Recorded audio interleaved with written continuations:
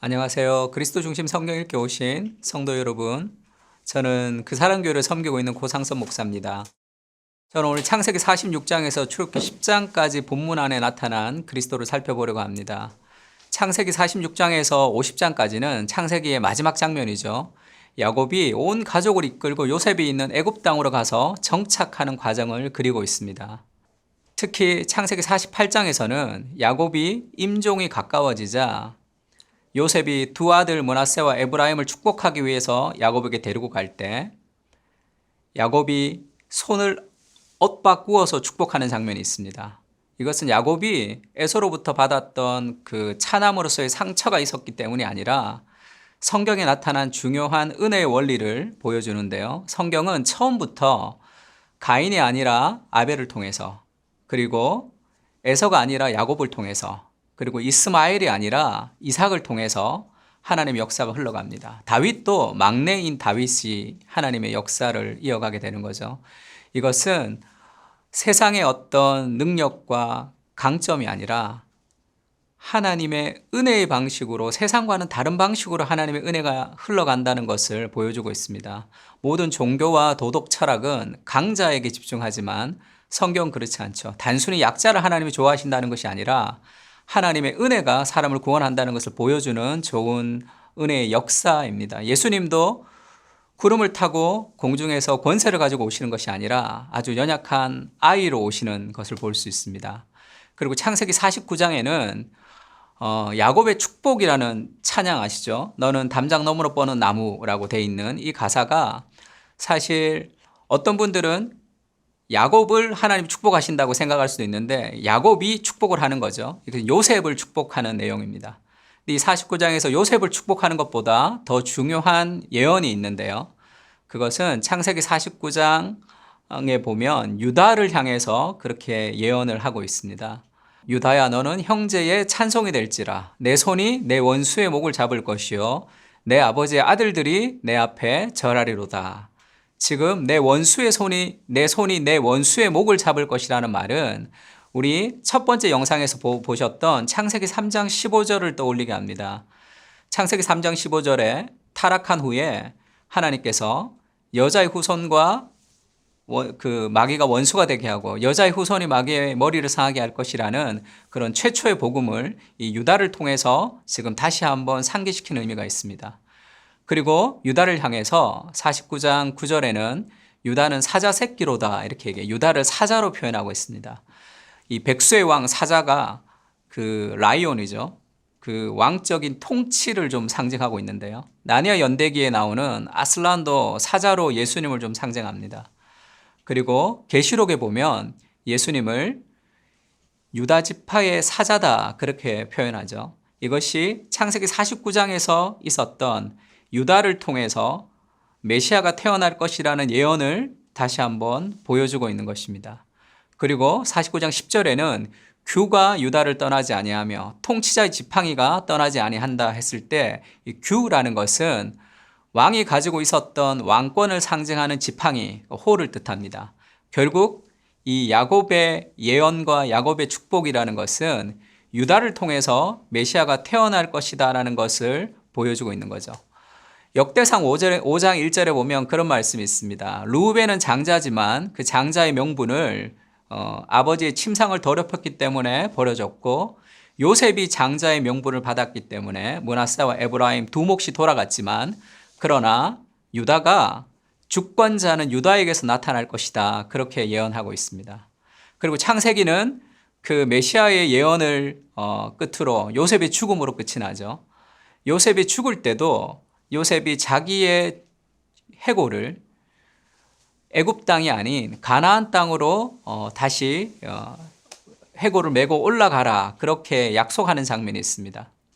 그래서 출애굽기 13장에 보면 모세가 출애굽을 할 때 요셉의 해골을 가지고 올라가는 장면도 있습니다. 이것은 원래 죽었을 때 그 고향에서 묻히는 것이 아니라 그 약속의 땅인 가나안으로 가서 묻힌다는 것은 그들이 메시아를 통해서 이룰 그 하나님의 나라, 그 하나님 나라에서 다시 부활할 것을 소망했기 때문에 그들의 뼈를 가지고 유골을 가지고 다시 그 가나안으로 가라 했던 그런 의미들이 다 포함되어 있습니다. 그러니까 약속의 땅을 향한 소망, 그러니까 메시아를 통한 부활의 소망을 가지고 이 창세기가 끝이 나는 거죠. 그리고 출애굽기가 시작이 되는데 원래 출애굽기의 시작은 and 그리고로 시작됩니다. 창세기와 연결된다는 거죠. 그래서 이스라엘의 자손 중에 야곱의 자손이 이 생육하고 번성해서 애굽에서 충만하게 되었다 그렇게 설명합니다. 1장 7절에는 이스라엘의 자손이 생육하고 불어나 번성하고 매우 강하여 온 땅에 가득하게 되었다. 이것은 단순히 자식을 많이 낳았다는 뜻이 아니라 애굽이라는 그곳에서 아브라함에게 하나님이 약속하셨던 그 하나님의 약속이 계속 진행되고 있음을 보여주는 거죠. 아브라함에게 하나님이 무별을 보여주면서 너의 자손이 바다의 모래같이 많을 것이다. 하늘의 별과 같이 많을 것이라고 했던 그 아브라함의 비전이 그 애굽 땅에서 이루어지고 있다는 것을 보여주고 있습니다. 그렇게 하나님의 백성이 강성해지자 애굽은 그것을 도전으로 받아들이고 이스라엘 백성들을 통제하려 하죠. 그래서 남자아이가 태어나면 죽이고 여자아이는 살려두는 아주 극단의 조치를 취합니다. 그때 하나님이 놀라운 방식으로 이스라엘을 구원해 주시는데요. 연약한 여인들을 통해서 하나님이 일하시죠. 첫 번째는 히브리 산파라는 그 여인들을 통해서, 또 모세의 엄마와 모세의 누이를 통해서, 그리고 너무나 아이러니하게 바로의 딸을 통해서 하나님 모세를 건지시죠. 바로의 궁전에서 모세가 가장 안전하게 자라고 있다는 것은 하나님의 지혜의 놀라움과 사람의 지혜의 어리석음을 보여주고 있습니다. 그러니까 모세가 120세를 살았는데요. 그 다음에 나오는 모세의 일대기를 이 세 단계로 나눌 수 있습니다. 첫 번째 40살은 사도행전 7장 22절의 말씀같이 모세는 애굽 모든 사람의 지혜를 배워서 그 말과 하는 일에 능했습니다. 그래서 애굽의 능력, 세상의 리더십을 가지고 내가 세상을 구원하자, 이스라엘을 구원하자고 했던 것이 이 모세의 40세까지죠. 모세의 40세를 한마디로 얘기하자면 나는 할 수 있다라고 요약할 수 있습니다. 그러나 살인자의 누명을 쓰고 그가 광야로 도망가죠. 그리고 나서 80세까지의 40년은 나는 아무것도 할 수 없구나라는, 나는 할 수 없다라는 것으로 정리할 수 있습니다. 그리고 마지막 80에서 120세까지의 출애굽했을 때의 그 모세는 하나님이 함께 하시면 나는 할 수 있다라고 정리할 수 있습니다. 그렇게 출애굽기가 10장까지 진행이 되는데요. 10가지 재앙을 통해서 바로에게 이스라엘을 구원해내는 스토리가 나오죠. 모세가 출애굽기 3장에서 하나님에게 묻습니다. 하나님이 누구십니까? 내가 누가 보냈다고 해야 됩니까? 라고 물을 때 하나님이 나는 스스로 있는 자다 이렇게 얘기했어요. 그러니까 스스로 있는 자를 영어 성경에는 I am that I am 이렇게도 번역했습니다. 근데 이게 비동사가 사용됐는데요.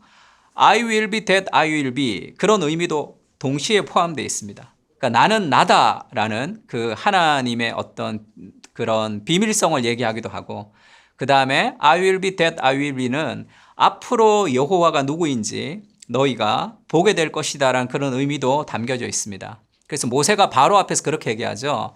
하나님께서 내 백성을 보내라고 말씀하셨다 이렇게 얘기하니까 바로가 그렇게 대답합니다. 여호와가 누구인데, 여호와가 누구이길래 내가 너의 목소리를 듣느냐. 나는 여호와를 알지 못한다. 이것이 애굽과 바로의 마음이죠. 하나님이 10가지 재앙을 통해서 여호와가 누구이신지를 보여주는 사건들이 이제 진행이 되고 있는 거죠. 근데 왜 하나님이 한 번으로 이스라엘을 출애굽시키지 않고 10가지 재앙을 하셔야 되냐는 거죠. 하나님이 능력이 있었기 때문에 한 번으로도 다 구출하실 수 있는데 그 10가지 재앙을 통해서 하나님이 한 가지를 통해서 하나님이 누구이신지를 알려주시는 거죠. 이스라엘 사람에게 여호와가 누구인지를 알려주고 또 애굽 사람들에게도 하나님이 누구신지를 알려주시는 그 재앙들의 순서들이 있습니다. 그래서 처음에 재앙이 시작될 때는 애굽의 요술살들이 따라하기도 하고 애굽과 바로가 비웃죠. 그러나 재앙이 계속되면서 요술사들도 종양이 생기기도 하고, 그리고 우박이 떨어질 때는 바로의 신하 중에 여호와의 말씀을 두려워하는 자들이 생겨나기 시작합니다. 그래서 하나님의 말씀에 애굽 사람들도 순종하는 사람들이 있는 거죠. 그래서 결국 이 10가지 재앙을 통해서 여호와가 누구이신지를 애굽 사람들에게 그리고 이스라엘 사람들에게 하나님이 자신을 계시하시는 것이죠. 그렇게 출애굽기 10장은 그 10번째 재앙, 어린 양의 죽음을 앞둔 흑암으로 끝이 납니다. 장자의 죽음, 어린 양의 죽음 앞에 흑암이 있다는 것은 10번째 재앙의 직전에 뒤덮은 허감은 마치 예수님의 십자가를 앞둔 흑암이 드리워진 것을 연상시키죠. 마태복음 27장 45절에 보면 제 육시로부터 온 땅에 어둠이 임하였습니다. 그리고 나서 그 어둠 후에 예수님께서 십자가에서 돌아가시는 장면이 있습니다. 이스라엘이 애굽에서 구원을 받는 것은 어린 양의 죽음 때문이죠. 그 죽음 앞에 드리워진 흑암은 그리스도의 죽음을 점점 고조시키는 그런 드라마틱한 그런 구성으로도 볼 수 있습니다. 그러니까 우리의 구원이 단순히 하나님의 능력으로 인한 구원이 아니라 그리스도의 희생을 통해서 이룬 구원인 것을 좀 기억하며 그 그리스도의 희생과 그 은혜에 합당한 삶을 살아가는 오늘이 되시기를 기도합니다.